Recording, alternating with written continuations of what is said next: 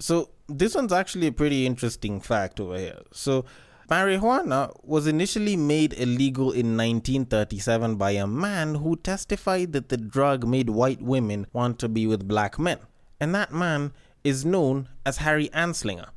Now, if anything, this man is quite literally responsible for the statement, once you go black, you never go back. So, in other words, the reason why people think that black people have amazing dick is because of a white man. Just think about that for a second.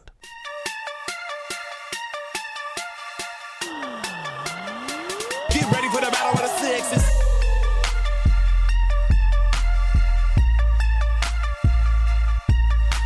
Like, just think about it for a second. Like, you can try and consider this like a racist thing, and you can come and you can talk about how racism is the reason for blah blah blah.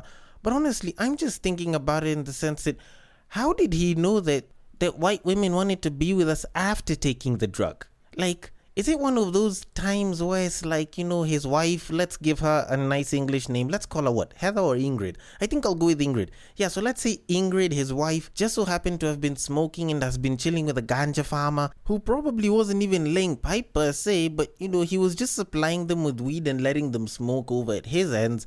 And because she's probably been, sleeping with Harry Anslinger's brother or some shit, because, white people like to do such things. Alabama, I'm sure you can find yourselves a nice reference somewhere here. Like, you find that this babe is being confronted by the husband. Why don't you want to be with me anymore? And then all of a sudden Ingrid is like, I don't even want you anymore. I prefer chilling with a ganja farmer over there. Conrad's really, really sweet to me. And, even when he has a bad accent, he treats me well. And, like the guy's probably like, oh, really? Oh, you really want to treat me like that? You really think that man can make things better than I can? Like, he does things to me that you would never know.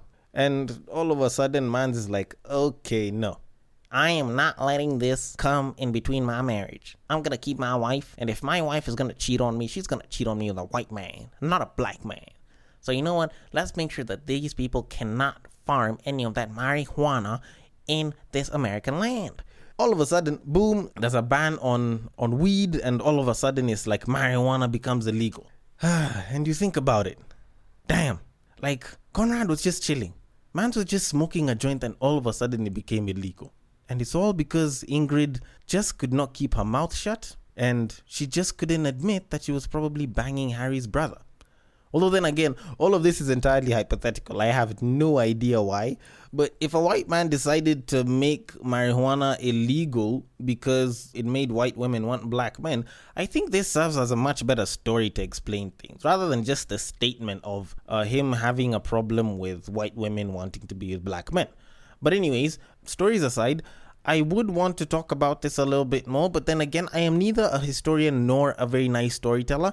What I do know that I am pretty good at is podcasting, which means that I should probably start this podcast. So, in typical fashion, welcome to Break Time on West Side, your number one break time podcast, coming to you from Nairobi, Kenya. The man on the mic is neither Harry nor Tom, but he does tend to have a little bit of dick here and there. He is a man whose sickness for the thickness prevents him from skinny dipping. It is none other than your tall, dark, and mildly handsome man, Sir Denver B. The show is Battle of the Sexes, our weekly love, sex, and relationships show, where I get to say something, some people get pissed off. Usually we tend to come to some form of a conclusion, and for some reason there's people that actually like listening to this. And for that, I do continue to give my appreciation to each and every one of you that listens to this podcast. And if you want to throw some love back, if you want to give thoughts, comments, feedback on any one of the many topics that I have discussed, plus also those that you might want me to discuss, you can hit me up on the IGs. The handle to reach me at is at Breaktime on Westside. The DMs are always open, so make sure you slide in there. On Facebook, if you want to hit me up through there, if you still use that app, it is at Breaktime on Westside. And on Twitter, you can slide into my personal DMs, which is at Bagaka the D, if you want to do the same exact thing. Now, I do want to get into the main topic of today, but before we get to that, I do have a bit of an issue, and I do have quite a bit to rant about today. And it's all regarding the Tokyo Olympics.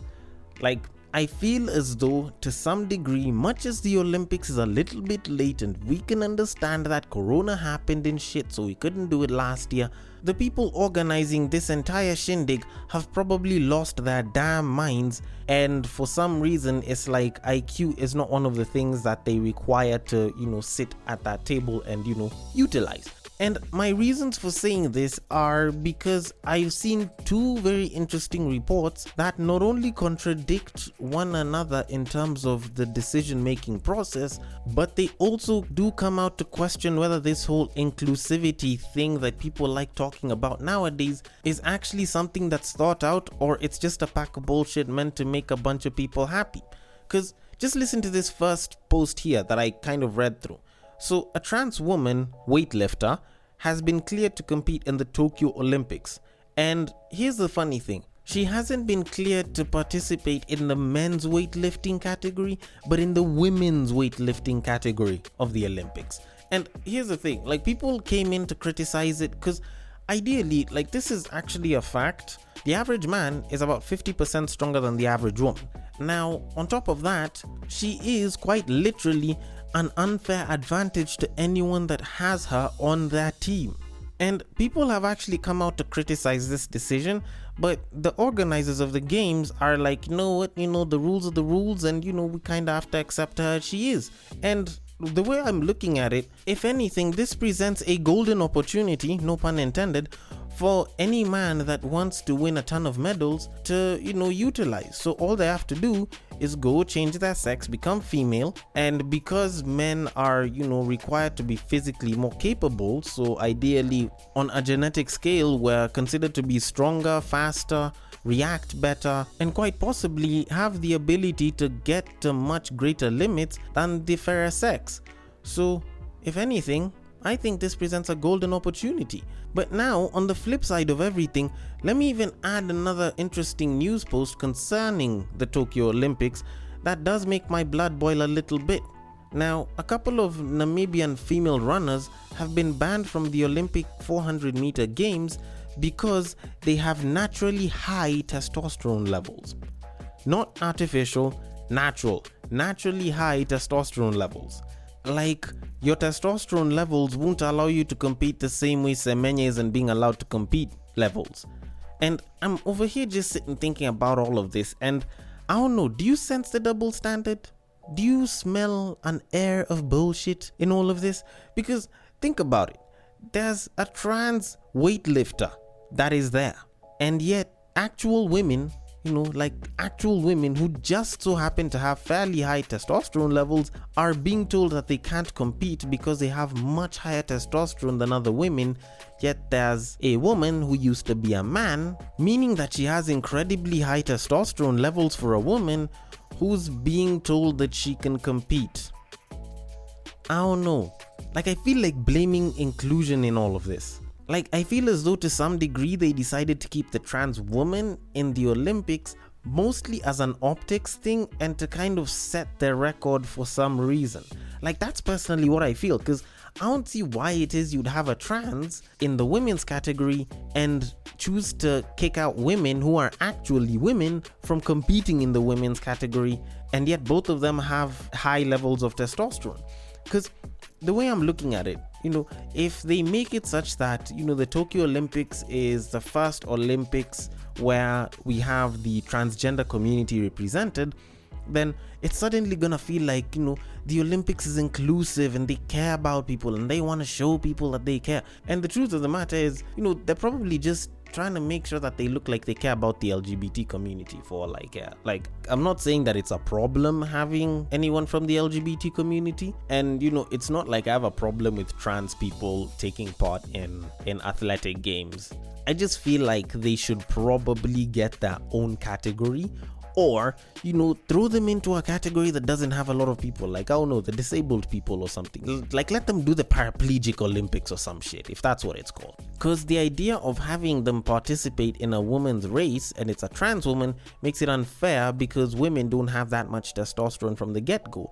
If you bring them to the men's side, it's like now this trans person won't have enough testosterone, or won't be, anatomically as capable to compete with the men. So in a sense, it's like they're kind of in their own range and they kind of need their own competition there. So I feel as though to some degree this wasn't properly thought out, because in a sense it's an unfair advantage or an unfair disadvantage any way you look at it. So honestly, I feel as though the people that are organizing the Tokyo Olympics were genuinely daft. They did not think through this whole entire inclusion thing. I feel as though people that think about inclusion in this manner are probably some of the dumbest people on the planet. Because instead of creating inclusion by clustering people up in their different groups where it's important, like athletics and the Olympic Games, they're creating inclusion in places where you need more brain power and less of physical attributes, like an office. Like, this is some of the dumbest shit that I usually see happening in the world, but unfortunately, since I am not the big change maker that can decide on some of these decisions, all I have to do is watch and commentate on. But anyways, I honestly hope all these women get beaten by that trans woman just so that they can stop making a lot of this inclusion noise and realize that the older people weren't dumb for making some of the decisions that they did make. But anyways, that being said, we should move it on to our main topic. So last week was a pretty interesting roller coaster of emotions for a lot of women on social media, because there was this post that was put up by Spiritual Word, which detailed instances where women were replying to a Twitter post which had asked them when they knew that their partner hated them. And I'm not gonna lie, like, I read through a bunch of those things and damn, they were painful as hell. Like, I genuinely felt sorry for the babes. And then right after that, they released another one which had instances where these babes knew that their partners actually loved them. And not to lie, like, they were pretty sweet. Like, hell, some of these niggas sweeter than sugar up in these streets. But right after all of that, right after both those posts came out, there was Ciara and Russell Wilson busy twinning in Paris. You know, they had that whole photo shoot thing. And, you know, people were posting up about it and it was okay. But things kind of went all the way to the top when Vanessa Mdee and Rotimi just so happened to do this video where Rotimi comes through and is like, yo, I know you're working and you're making money, but here's some more, you know, starts dropping a couple of hundreds there. And, you know, he's like, oh, you know, you should go to the salon, you know, get your hair done, get your nails done, buy your mama something nice, blah, blah, blah. And I kind of looked at all of this, and at some point I kind of got a little cringed out to a certain degree. And I think I'll even just start things, you know, from the most recent going all the way back. You know, first I saw the whole Rotimi thing. I was like, all right, fine, he can do that, but it's almost like he's trying to emulate DJ Khaled in I'll Hold You Down. And to some degree, he kind of was, but you know, he didn't use the exact same words. He's not like The Game, and I will discuss The Game situation on Tweet Street. But with the way he did it, you could kind of get that vibe. Then, you know, there's the whole Ciara and Russell Wilson thing. Personally, I'm not a fan of the whole, you know, matching outfits kind of thing that couples are doing nowadays. Yes, Africans have been doing this since time immemorial. Oh, we usually like wearing our vitenges, blah, blah, blah. But I don't know, I'm not a fan of it. But the thing that caught my second priority list out of all of this was the Spiritual Word post that had come up at the beginning where partners realized that their partner hated them. And a lot of the things that were said were very, very harsh. Like, the summarized stories that were there, they were really, really painful. You know, just to actually think about and visualize and imagine them happening, like, that shit was just bad. But for some reason, I was actually happy that babes were actually getting to read this. Because to some degree, when you actually think about it, it will actually help a lot of these babes start appreciating the men that they're with and the men that are actually shooting their shots at them. Because for some reason, babes don't really get to value the good guy. Like, there's definitely a few that will get a good guy and will value that good guy and get to stick with them, you know, till death do us part and shit. But for the most part, most of these babes actually do not value being with a good guy. And to some degree, I can kind of understand that. Because if good is normal, then you probably won't value it as much as when, you know, you've tasted bad. And to quote my homie Sam, who was telling me this last Friday, most of these babes need to go through a string of bad boyfriends, a string of toxic pieces of shit before they get a good guy. That way they will actually learn to appreciate and value the good guy. And I totally agree with the guy. Because when you think about it, how else will you appreciate good, not unless if you've seen bad? how else will you appreciate, the good that someone does for you if it's normal, not unless if you go through the shit that it is that some of these people are fed and some of these people feed, so that you can actually see what good is and say, you know what, that is good, that is better than what it is that I got. So in a sense, I do actually agree with them. But that one aside, now on to what was actually my main priority of this episode and of last week. It's this whole couple goals thing. Like, I feel as though to some degree, the idea of couple goals, the whole vibe that comes with couple goals is very, I don't know, it feels a bit too much in my opinion. Like, I can get that people are, happy and enjoying the happiness of the relationship and being together. But I feel as though this whole couple goals thing is going a little too far. Because, there's the whole Ciara Russell Wilson thing, there's Rotimi and Vanessa Mdee. And these guys are constantly, showering each other with love on social media. Now, if it was the same me from a couple of weeks ago who was doing an episode busy talking about how people post up their parents' birthdays and anniversaries and shit, then I'd have probably said, you know what, why don't you just tell that shit to yourself? Why do you have to show the world and all of that? Like, why is it our business to know about your relationship? But that aside though, I figured, let me just skip through that, because I have a bit of an issue with the whole couple goals thing, because I feel as though it's taken the whole Hollywood romance, quote unquote, and amplified to such an obscene level that people actually see it as a reality for some people. I can get it. Rotimi went and dropped stacks and, guys should be doing this for their babes, or at least that's what some people think. Personally, I think that's bullshit. That's demeaning to her. But when you think about it, who says that when Vanessa Mdee stopped recording that Rotimi didn't take that money back? It was $3,700. It's not that much, probably by his standards. He was definitely making more from Power, but who says he just didn't take that money back once, they decided to turn the cameras off, And why is it that for some reason it's like they're setting the relationship standards for people? Because if you went and you looked at the comment section of Ciara's post, if you went and you look at the comment section of Vanessa Mdee's posts, it's a bunch of women busy saying God when, the God of Vanessa Mdee and Ciara, please tell us what it is that these guys are praying for so that we can pray for the same exact thing. And to some degree, I feel as though it's putting an unrealistic standard on women, and it's giving a lot of guys a lot of unwanted pressure. And, just get me on this. Yes, I get it. There's a lot of babes, there's a lot of guys who are like, it's just a post, it's nothing too big, you're overthinking things. But when you think about it, that was the same exact thing that we're talking about a lot of these IG babes.